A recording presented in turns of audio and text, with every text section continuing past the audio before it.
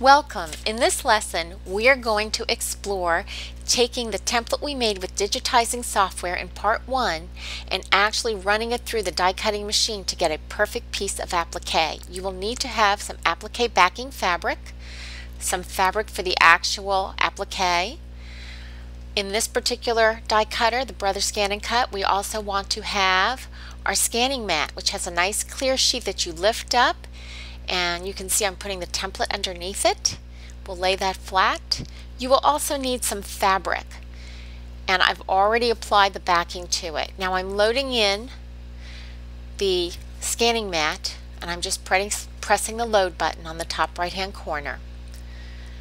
Another thing is you will want to have your die cutter set to 4.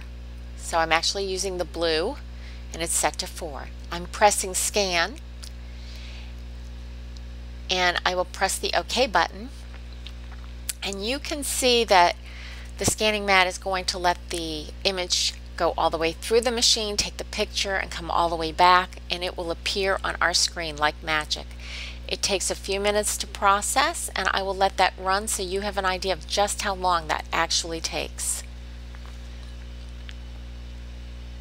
You can see the machine is recognizing. That's always a good sign when it can recognize what you just scanned in. Makes me feel better. Once it recognizes, we are closer in so we can look at the different functions in the screen. It brings you to this screen. I'm going to press the second icon. I'm going to choose the crop, and I'll use the arrows to position where I need that cropping tool to actually capture the image. Satisfied?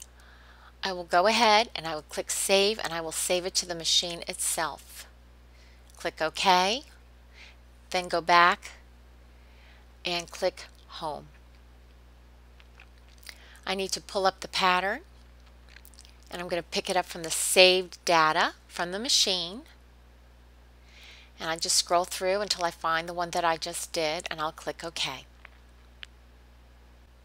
I can move the elements on the screen, so I'm going to put the scoop on the left side, I'm going to put the cone on the right side, and at this point, if I wanted to, I could use that blue scan button, scan in and see where the fabric placement is to make sure it's correct. I've already done that. So now you can see the machine is cutting out the appliques.